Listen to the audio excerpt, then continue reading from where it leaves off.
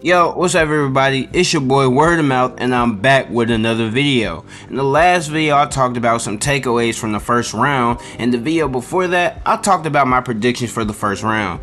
Now unfortunately it turns out I did not have the script and I actually went 5-3 in my predictions. I'm gonna be honest, I didn't expect Jimmy Butler to become Michael Jordan and I didn't expect Giannis to get injured, therefore I predicted the Bucks to beat Miami. I was wrong about that. I also was way too high on Cleveland. I thought they was gonna be able to beat the Knicks in like 6 games, but turns out the Knicks got them boys out of there quick and easy, and they ended the series in 5 games. I didn't see Memphis losing to the Lakers, but the Lakers played really well last series, and Ja's injury definitely contributed to them winning. However, I think the Lakers really just played a really good series in the first round.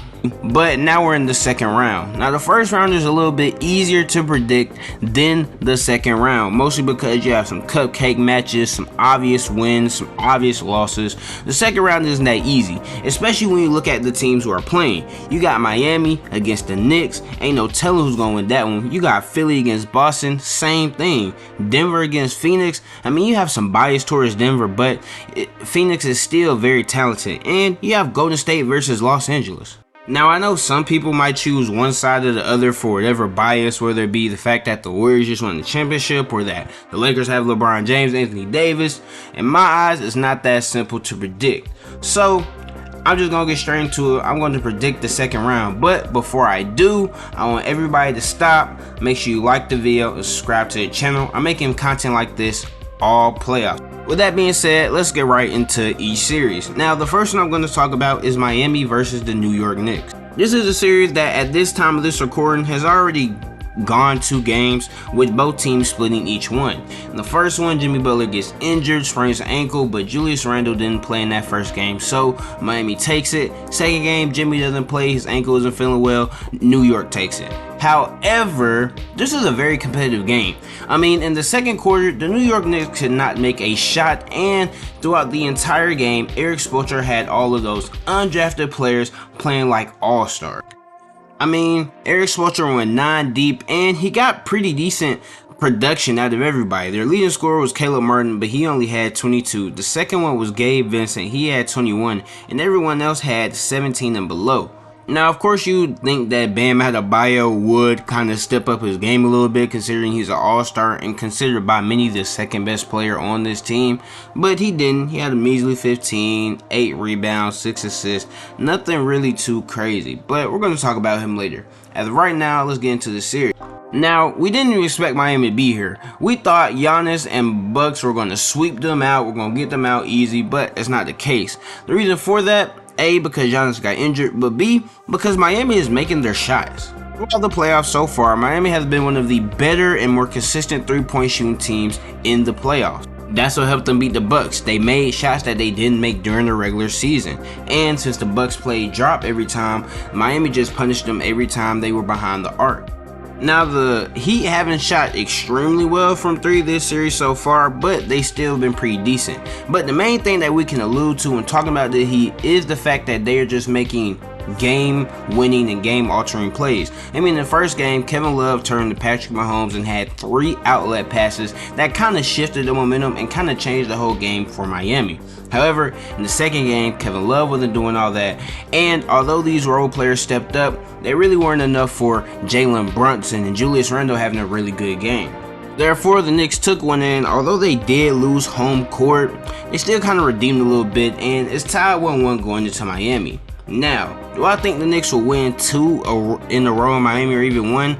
I'm not so sure, especially if Jimmy comes back. I mean, we saw what Jimmy looked like versus the Bucks, and we know what Jimmy is when it comes to the playoffs. I don't know anybody on the Knicks who can really guard him or check him, and if Erik Spoelstra is coaching as well as he is, and that game was that close without the Heat best player playing, I don't really see a world where New York can really compete with Miami for too long.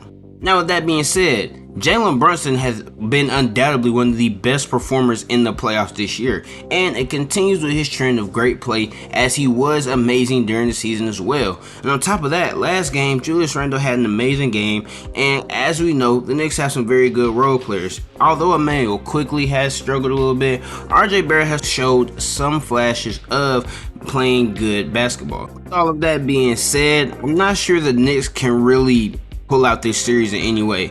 I mean, yesterday really told me everything I need to know. Eric Spoelstra is going to outcoach Tibbs. He's also one of the best coaches in the league, and we saw that on full display, and we've seen it on full display these past 2 rounds. I think the same thing is going to continue, and once Jimmy Butler hits that floor again, when he feels like his ankle is good enough, it's going to get real squeaky for the Knicks. Now, they did split the series so far 1-1, and I'm not going to lie, beforehand, I would have picked the Heat in 5. However, I could see this going to a Game 5 back in New York and the Knicks winning. So, therefore, I'm taking the Heat in 6.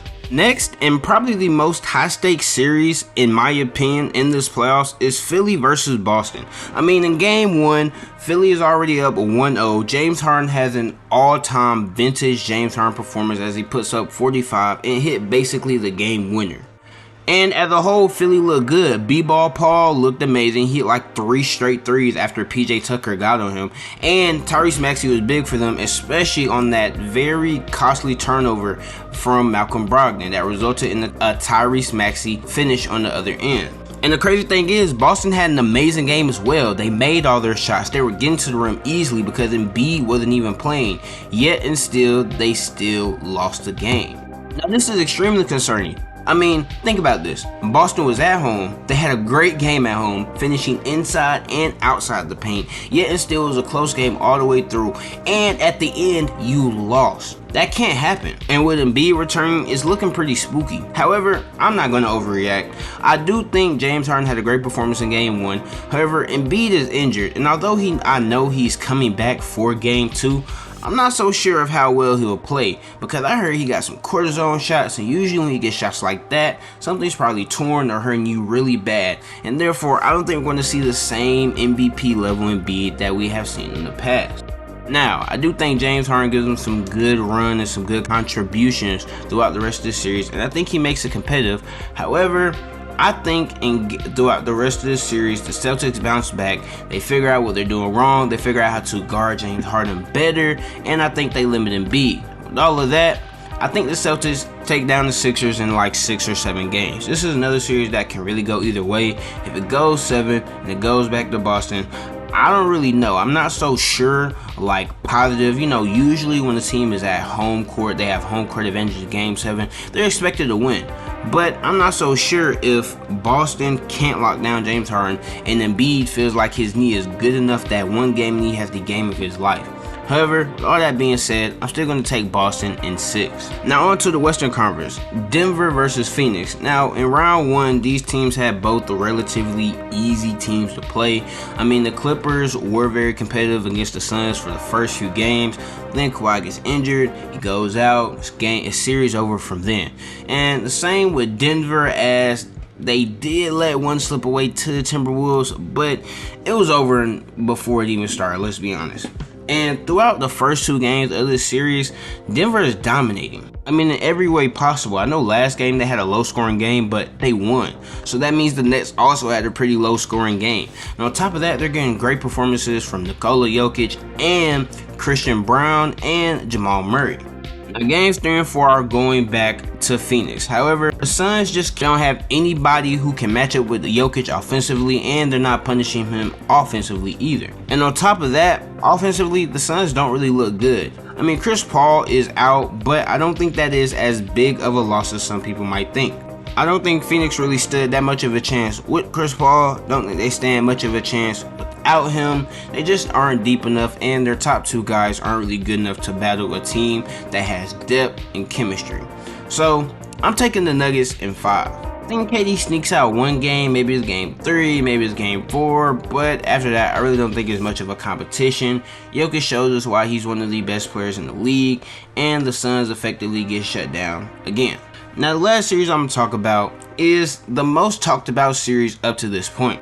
For good reason. It's LeBron James versus Steph Curry for like what, the 4th or 5th time, and they're meeting up in very similar paths in their career. Steph is a little banged up, but he's playing amazing in these playoffs. But the same for LeBron. LeBron was amazing in the first round. He wasn't the top tier, GOAT level LeBron we've usually got accustomed to seeing, but he's kind of changed his game up a little bit, knowing that he's limited with his whole foot injury, and he's actually been one of the best players in the playoffs this postseason. Now last night it was game 1 and we kind of saw what I was thinking. You see, one thing Steph Curry does struggle with, although it's not many, is length and athleticism. You put a lengthy, athletic defender on him who can move with them, he struggles. And that's exactly what happened last night. The Lakers put Vanderbilt on him and Steph Curry didn't have his best game. Top of that, you got a good Jordan Poole game, but he wasted it all by taking one of the worst and dumbest shots I've ever seen in my life. It was a rough night last night for the Warriors, and LeBron didn't even look that well either. He wasn't really able to burst, so he didn't really have that big of a impact offensively. Now defensively, he had some great help side defense. He was hustling, he was everywhere, he was closing out, he was doing amazing.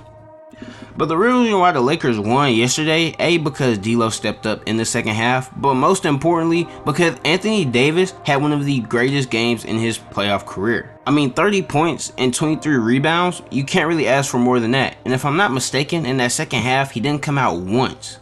That is the exact thing we have been waiting to see from AD ever since he's got to LA. Can he be consistent and healthy and show us that he is the best player in the NBA? Something that we have been trying to figure out if he's really worthy of that title since 2020. But last series and so far this series, he showed it. Now, there are some things within last game that have been a bit controversial. One thing being the free throw discrepancy. Now, here's one thing that could hurt Golden State a lot. Now, I do think throughout the series, they'll probably see more free throws and they'll probably get more calls their way. But the reason they don't get a lot of calls in the first place is due to their play style. The Warriors are a team that's going to shoot. They're going to shoot the ball. They're going to make some threes. They don't really drive that much. With AD in the paint, it's not really something you want to do. And the Warriors last night, when they would go to the paint, is okay, we're going to dribble out, we're going to reset, and we're going to try something again. Usually that led to another shot on the perimeter, which means they're not going to get that many calls in their favor. And the crazy thing is, the Lakers as a whole didn't even play that well, and they still won. LeBron didn't really play that well, and the Lakers did not shoot good at all. Now this, in my opinion, is really like the hardest series to predict just because of the factors into it, and after seeing game 1, it kind of adds up. But with that being said, I am going to take the Lakers in 7 games. You see, the AD I saw last night is a level of play that I think he can sustain throughout the entire series. And he's somebody who I think in terms of his impact on offense, he can kind of mirror what Steph Curry does for Golden State. He can score a lot of points and he's also going to crash the boards. And the difference comes when the second and the third guys on each team. You see, with LeBron as your second guy on the Lakers, even though he's not the GOAT level player that we are accustomed to seeing, I think he's probably still a better second option than whoever the Warriors' second option is, whether that be Jordan Poole or Klay Thompson. And on top of that, I think the Lakers still give Steph Curry problems. I like the defense they ran last night with a lot of hedging, a lot of blitzing Steph, not really letting him see an ounce of sunshine off those screens, so he couldn't pull a 30-footer three. This and what Vanderbilt showed me really has me a little convinced that the Lakers can win this series, and I predict them to win it in 7. I don't really think Klay Thompson has that great of a series that really helps the Warriors too much. And nobody else on the Warriors can really get it together, it seems like. So I'm going to take the Lakers in 7 games. I think they beat the Warriors in the Chase Center in game 7. But that's all I got. Those are just my predictions. Let me know what y'all think in the comments, and let me know who y'all have winning each series. Let me know what you think I'm wrong about, and let me know anything you think I'm wilding on. But that's all I have. And until next time, peace.